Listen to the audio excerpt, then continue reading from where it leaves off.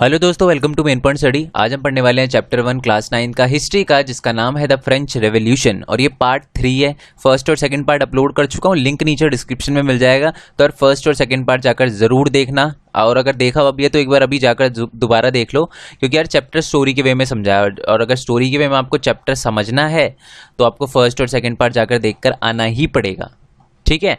And मैं कुछ question भी पूछूंगा एक दो, तो वो भी मतलब को रिलेट करते हुए जाऊंगा, तो इसलिए सेकंड पार्ट जरूर देख कर आना, फर्स्ट और सेकंड पार्ट। एंड यार मैं प्लेलिस्ट भी बना चुका हूँ, ठीक है। एसएसटी की, क्लास 9 की, सोशल की मैं प्लेलिस्ट बना चुका हूँ, नीचे मिल जाएगी आपको डिस्क्रिप्शन में। ओके तो चलिए आइए शुरू करते हैं। तो देखो, लास्ट पार्ट में हमें समझ आ चुका था कि फ्रांस के अंदर सबसे पहले तो क्या था, एक किंग था, किंग का नाम था लुई 16, ठीक है। एंड वो किस डायनेस्टी से था वो मेरे को नीचे कमेंट करके बताओ आप मेरे को। ओके तो सबसे पहले था किंग, और किंग के बाद क्या हुआ, लोगों ने रेवोल्यूशन वगैरह करा और कॉन्स्टिट्यूशन बनाया। किसने बनाया कॉन्स्टिट्यूशन? नेशनल असेंबली ने। नेशनल असेंबली ने करके कॉन्स्टिट्यूशन वगैरह बनाया, ठीक है। 1791 में उन्होंने कॉन्स्टिट्यूशन पूरा कर लिया था, और वो कॉन्स्टिट्यूशन भी था और मोनार्की भी था, ठीक है। कॉन्स्टिट्यूशन मोनार्की का मतलब क्या होता है, कॉन्स्टिट्यूशन भी रहेगा और राजा भी रहेगा, और जो कॉन्स्टिट्यूशन है, जो नेशनल असेंबली है, वो ये देखेगी कि जो किंग है वो अपनी पावर से निकलकर कोई भी बाहर फैसला ना ले, ठीक है। जितनी उसकी पावर है उतना ही फैसला ले, अपना दिमाग ना चलाए ज़्यादा, ठीक है। अब हम इस वाले टॉपिक में ये पढ़ने वाले हैं France abolish. I am really sorry, इसको ना अबॉलिश कर लेना, जैसे आप प्रिंट, ये नोट्स का लिंक भी मैं नीचे डिस्क्रिप्शन में दे दूंगा, ठीक है। तो जीपी लिंक करके होगा, और उसके थोड़ा नीचे ही लिखा होगा how to download GP link on phone. वो वीडियो देख लेना, आपको पता चल जाएगा नोट्स कैसे डाउनलोड करने हैं, ठीक है। एकदम फ्री है, कोई दिक्कत नहीं है। ओके तो ये इसको है ना, जैसे ही प्रिंट करो उसके बाद इसको अबॉलिश कर लेना है। अब अबॉलिश है आपकी बुक में टॉपिक है ना, अबॉलिश लिखा हो, मैंने गलती से लिख दिया, फिर मैंने पीडीएफ भी बना ली, तो चेंज करना थोड़ा दिक्कत देगा, तो इसलिए मैंने छोड़ दिया, आप इसे कर लेना। France abolish monarchy and become Republic. France abolish monarchy का मतलब क्या होता है, फ्रांस ने मोनार्की सिस्टम बिल्कुल खत्म कर दिया और इंडिपेंडेंट हो गया, रिपब्लिक हो गया, ठीक है। यही हम पढ़ने वाले हैं। ओके तो पहले किंग था, फिर मोनार्की, कॉन्स्टिट्यूशन मोनार्की आया, और अब सिर्फ कॉन्स्टिट्यूशन रहेगा। ये टॉपिक में हम यही पढ़ने वाले हैं। आइए देखते हैं कि मोनार्की कैसे हटा, जो किंग है वो कैसे हटा, और फ्रांस रिपब्लिक कैसे बना। ऑल दो Louis 16 had signed the constitution, he entered into the secret negotiation with the Prussia। अब क्या हुआ, जो हमारा लुई 16 है, किंग है, उसने कॉन्स्टिट्यूशन पे साइन तो कर दिया डर के मारे, आपको पता है इतने सारे दंगे हो रहे थे, डर के मारे उसने कॉन्स्टिट्यूशन पे साइन तो कर दिया, बट वो सीक्रेटली बातचीत कर रहा था Prince of king of Prussia से। ये साथ में ही है उसके कंट्री, फ्रांस के साथ में ही है प्रूशिया। उसने उससे ये बोला कि बॉस देखो, अभी तो मेरे साथ ऐसा हुआ है, मतलब मेरे को कॉन्स्टिट्यूशन पे साइन करवा लिया गया मेरे से, और मेरी सारी की सारी पावर ले ली गई। अब मेरी हर चीज़ें चेक होती है कॉन्स्टिट्यूशन में, कॉन्स्टिट्यूशन से ही मैं फैसले लेता हूँ। प्रूशिया को उसने ये बोला कि अगर आपने मेरी पावर को दोबारा रिस्टोर नहीं किया ना, तो आपकी कंट्री के अंदर भी ऐसा ही होगा, और लोग ऐसे ही करेंगे, तो इसलिए पहले आपको मेरी पावर को रिस्टोर करवाना पड़ेगा। जो नेबर कंट्री थी वो भी डर गई थी डेवलपमेंट से, उनको लग रहा था यार जो उनके साथ, जो फ्रांस के साथ हुआ वो मेरे साथ भी हो सकता है। And they send troop since the summer 1789। और जैसे ही नेशनल असेंबली बनी थी ना, उसी टाइम से उन्होंने अपने ट्रूप्स, अपनी सेनाएं भेजना स्टार्ट कर दिया फ्रांस के अंदर, कि भैया जो किंग है उसको दोबारा से बनाओ और ये कॉन्स्टिट्यूशन वगैरह हटाओ। जब किंग से बात पूछी गई थी ना, ये नेशनल असेंबली ने पूछा किंग से कि आपने तो उनको कुछ नहीं बोला, किंग ने साफ मना कर दिया कि भैया मैंने तो कुछ नहीं बोला, वो खुद ही कर रहे हैं, ठीक है। अब क्या हुआ, नेशनल असेंबली वोटेड। अब अगर कोई कंट्री पे अटैक कर रहा है तो जवाब तो देना पड़ेगा, तो national assembly voted in April 1792 to declare war against the Prussia and Austria, ठीक है। ये सिंबल दिख रहा होगा आपको, इसका कुछ नहीं कर सकता, बट टेंशन मतलब जब आप प्रिंट करोगे तो ये नहीं आएगा।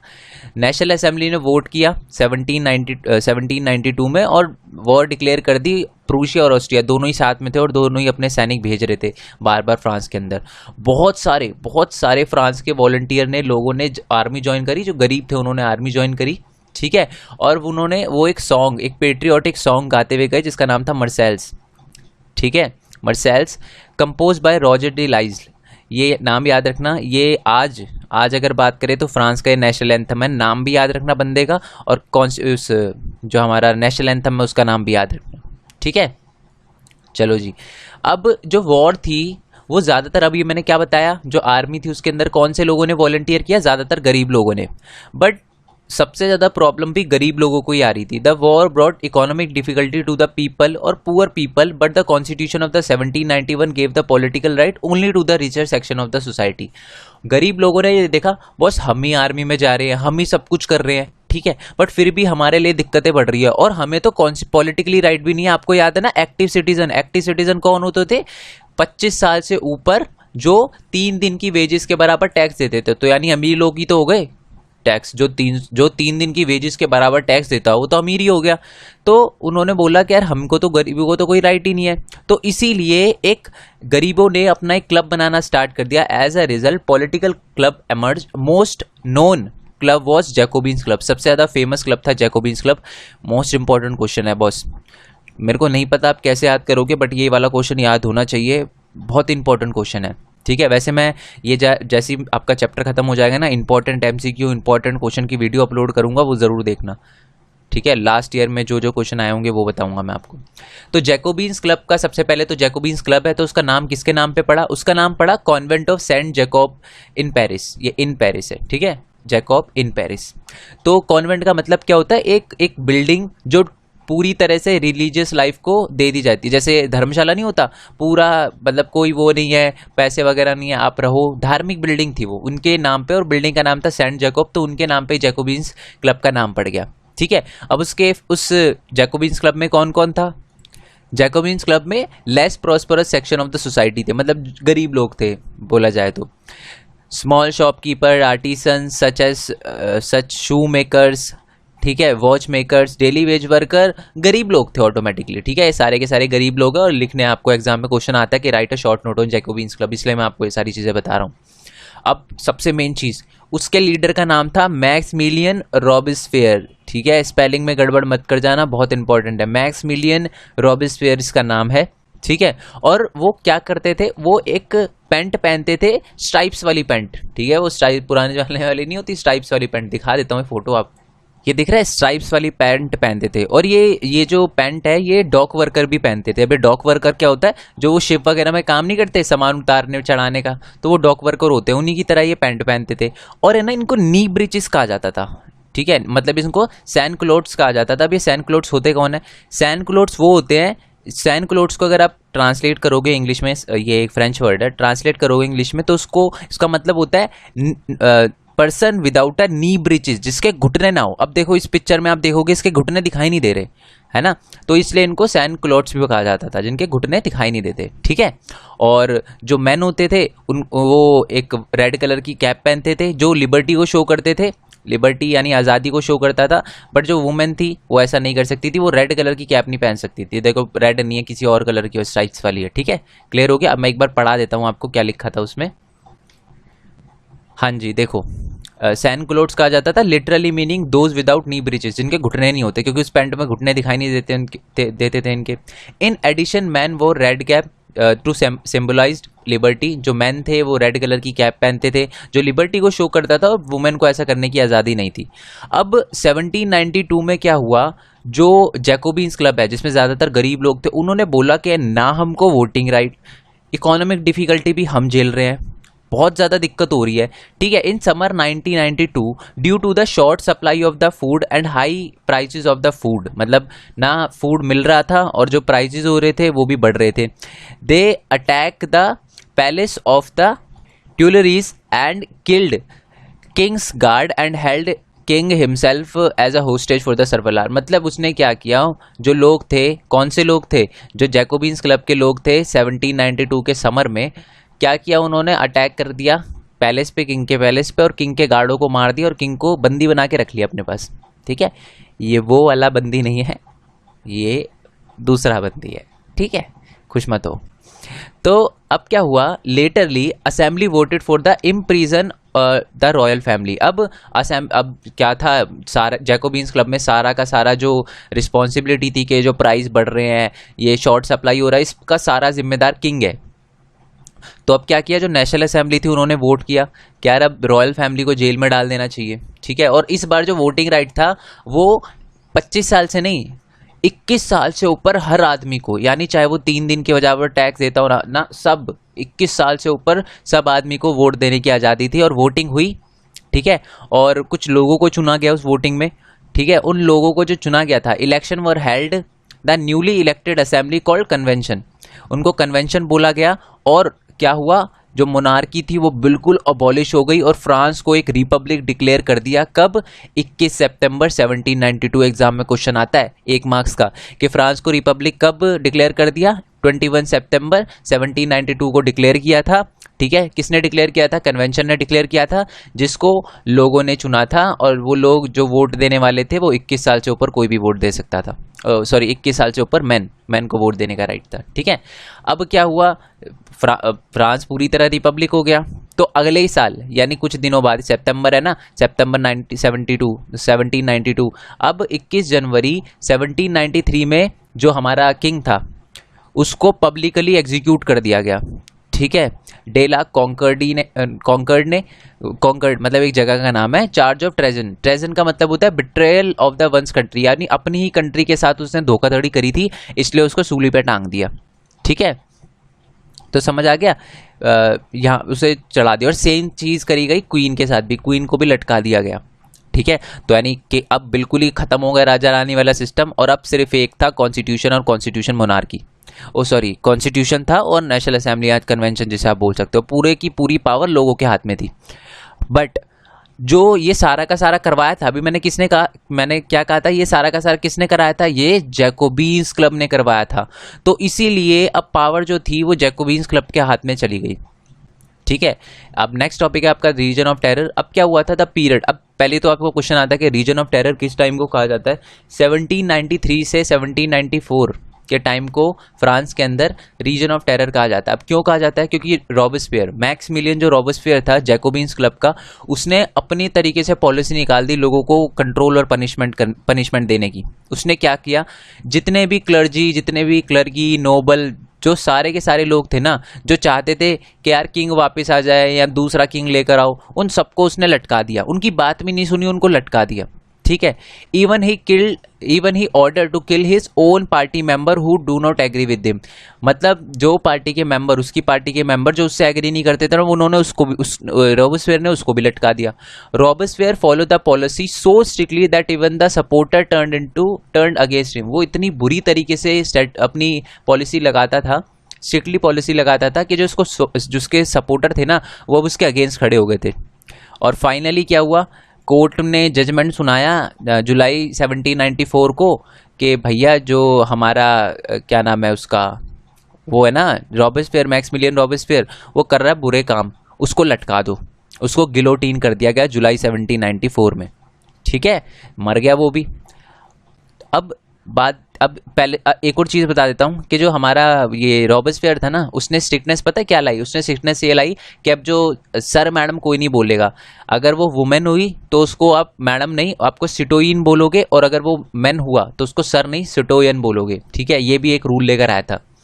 अब है ना, फ्रांस के लोगों को समझ आ चुका था, बॉस अगर एक बंदे के हाथ में पावर रही ना तो वो कल्याण ही करेगा, हमारी गुद्दियाँ ही नापेगा और कुछ नहीं करेगा। जब लुई 16 के हाथ में पावर थी, अकेला बंदा था, तब भी वो हमारे पे बुरा कर रहा था हमारे साथ। और जब रॉबेस्पियर के पास पावर आई, जो कि एक गरीब था, गरीब से उठकर ही बना था, बट उसने भी बुरा किया लोगों के साथ, मारना स्टार्ट कर दिया फालतू में, ठीक है। तो अब क्या हुआ, फ्रांस के लोगों ने सोचा कि अब एक डिक्टेटरी रूल आना चाहिए। अब डिक्टेटरी रूल क्या है? A dictatory rule follow directory rule, directory rule. अभी डायरेक्टरी रूल क्या है? After the Jacobin government fell, जब जैकोबिन गवर्नमेंट गिर गई थी, जैकोबिन्स क्लब की गवर्नमेंट गिर गई थी, a new constitution was introduce which provided the 2 legislature council and the directory to safeguard against the concentration of the power in one hand. जैसे ही जैकोबिन्स गवर्नमेंट गिरी ना, वैसे क्या किया गया, नया कॉन्स्टिट्यूशन लाया गया और उसमें 2 लेजिस्लेचर काउंसिल देखो, और एक डायरेक्टरी को अपॉइंट किया गया, ठीक है। बट होता क्या था, ये जो डायरेक्टरी है और लेजिस्लेचर, और ऐसा क्यों किया गया? क्योंकि एक बंदे के हाथ में ना रह पाए power, concentration in one hand. अगर मान लो सारी की सारी पावर डायरेक्टरी को दे दी जाती तो वही हाल होता जो रॉबेस्पियर या हमारे किंग के टाइम पे हुआ था। तो इसलिए 2 लेजिस्लेचर काउंसिल और एक डायरेक्टरी बनाई गई, ठीक है। बट दिक्कत ये थी जो डायरेक्टरी है और जो दो लेजिस्लेचर काउंसिल है ये आपस में लड़ते रहते थे, हर इशू को लेकर आपस में लड़ते रहते थे। और इसी पॉलिटिकल इंस्टेबिलिटी का फायदा उठाया हमारे नेपोलियन बोनापार्ट ने। एक बंदा था, एक किंग, एक जनरल बोल सकते हो आप, आर्मी का लीडर, जो कुछ भी बोल सकते हो। उस बंदे ने क्या किया, फ्रांस पर अब कब्जा कर लिया। 1796 है ये, ठीक है, मैं चेक कर लेता हूँ एक बार। हाँ जी 6 है, 1796, क्योंकि 1791 में तो कॉन्स्टिट्यूशन बना था, नेशनल असेंबली बनी थी, तो 1796 है, ठीक है। तो अब 1796 में उसने जैसे ही डायरेक्टरी रूल वगैरह हटा तो जो नेपोलियन बोनापार्ट ने टेक ओवर कर लिया, ठीक है। और मैं एक और बात बता दूं, जो नेपोलियन बोनापार्ट है वो कब तक रहा था, वो 1815 तक रहा था। चलो वो आगे मैं बताऊंगा। He was the great general, बहुत अच्छा जनरल था वो। उसने अपनी पावर से अपने आस पड़ोस के बहुत सारे स्टेट को कवर करके, मतलब उस पे टेक ओवर कर कॉन्कर कर उसको फ्रांस का हिस्सा बना दिया था।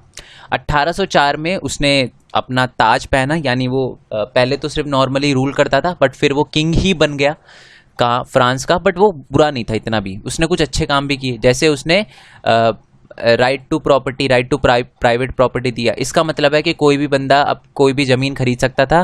पहले क्या होता था, जो भी ज़मीन होती थी ना वो सारी की सारी किंग के अंडर होती थी लुई 16 के टाइम पे, बट इसने ऐसा नहीं किया। वो कह रहा प्राइवेट प्रॉपर्टी रख सकते हो, अपनी ज़मीन रख सकते हो।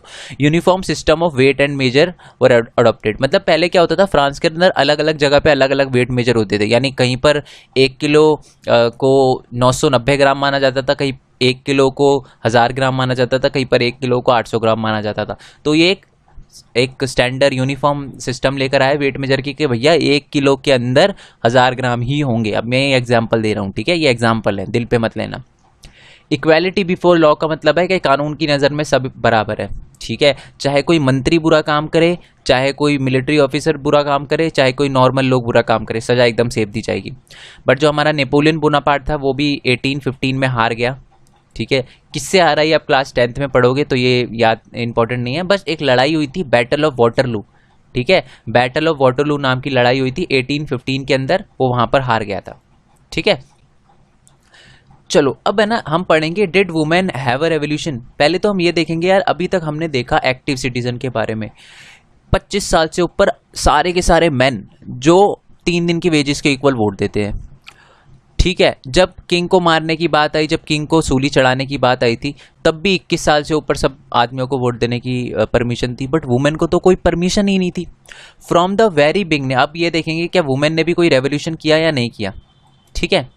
From the very beginning women were actively participate in event which brought change in the French society. मतलब जो हमारी औरतें थी, जो वुमेन्स थी, उन्होंने भी फ्रांस में हर रेवोल्यूशन में पार्टिसिपेट लिया, जिसकी वजह से फ्रांस के अंदर चेंज आया। They hope that the government introduce measure to improve their life. उनको लगा कि जो गवर्नमेंट है वो हमारे लिए भी कुछ अच्छा काम करेगी, वुमेन के लिए भी कुछ अच्छा काम करेगी। अब पहले तो हम बात कर लेते हैं वुमेन की कंडीशन की, कि वुमेन की कंडीशन कैसी थी, इंपॉर्टेंट है ये question. They worked as the seamstress, मतलब वो जो सिलने वाले होते हैं ना, कपड़ा सिलने वाली, seamstress, and the laundry dresses, मतलब लॉन्ड्रेसेस का मतलब वो जो कपड़े धोने वाली, सोल्ड फ्लावर्स, ठीक है, and fruits vegetables in the market, और were employed in the domestic servants in the houses of the prosperous people. मतलब प्रॉस्परस जो पीपल होते थे उनके लिए वो उनके घर पे भी डोमेस्टिक सर्वेंट का काम वाम करते थे, ठीक है, females.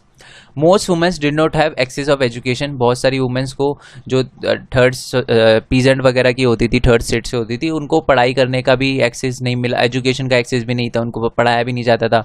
Only daughter of wealthier member of the society had access of education. मतलब जो अमीर वुमेन्स होती थी उन्हीं को पढ़ने का राइट्स होता था, उन्हीं को पढ़ाया जाता था। The wages were lower than those of man. मतलब जो वेजेस, अगर मान लो कोई सेम काम करता है, औरत भी 4 किलो, मतलब 4 किलो क्या, 1 दिन पूरा काम करती है, और वो मैन भी 1 दिन पूरा काम करता है, तो मैन को 100 रुपये दिए जाते थे और वुमेन को 75। अगर वुमेन सेम काम करे तब भी उनको कमी वेजेस दी जाती थी, ठीक है, समझ आ गया आपको।